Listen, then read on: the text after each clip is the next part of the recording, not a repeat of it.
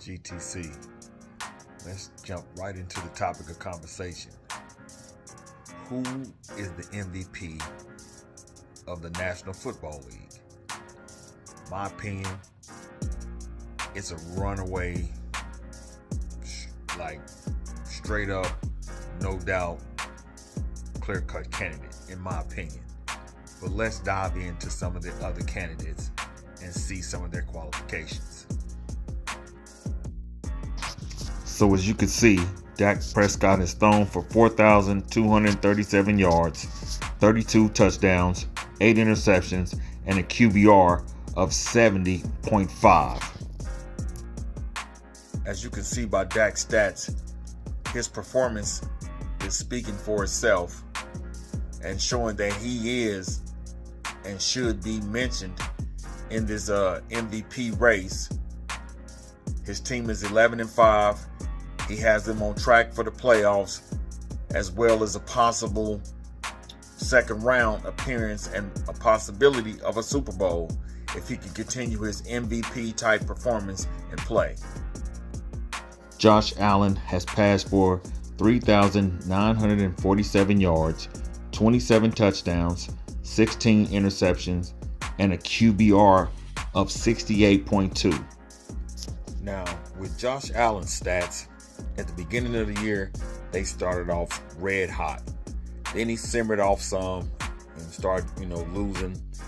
And then towards the end here, he's caught back fire.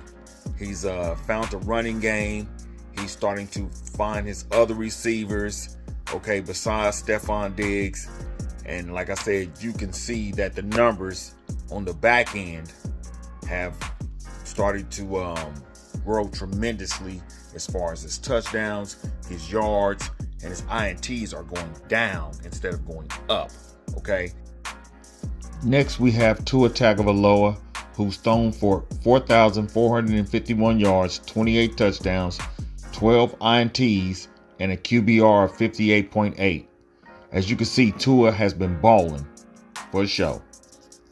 So as you can see, Tua has been balling, and it's been looking really good considering what he came off of last year with all those concussions and how he wasn't looking good. But this year, Tua has been putting it together and is looking really good. He's got the Miami Dolphins, like I said, headed to the playoffs. As of right now, they're the 2 seed. We'll see what happens after this weekend. But they're still 11-5, and they're still in the thick of things.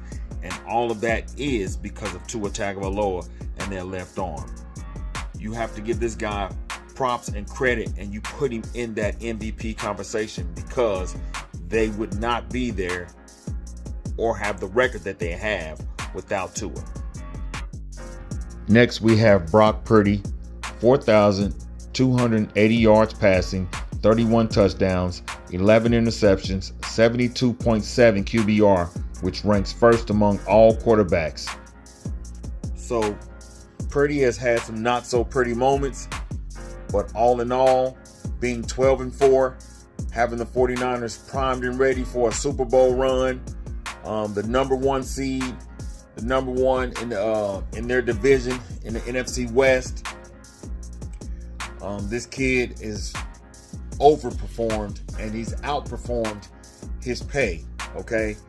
Brock Purdy definitely has to be in the MVP conversation with what he's done this year for that team.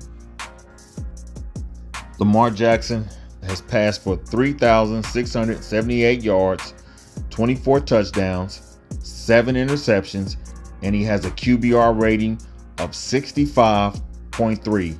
The man has been balling. Last but not least, your NFL MVP, Lamar Jackson. All right. You've seen what he did to the 49ers, who's the other top team in the NFL. He destroyed them. You just seen what he did to the Dolphins. He destroyed them. Belt to ass. No INTs. 300-some yards. If he ain't your MVP, then who is? Lamar Action Jackson has improved in every major statistical category as far as passing and being a quarterback. The old knock on Lamar was that he could not throw outside the numbers. Okay? That's been broken down. That myth is gone. It is over with. Okay? It was said that he couldn't operate without Mark Andrews. Well, Mark Andrews is hurt this year, y'all. He's out.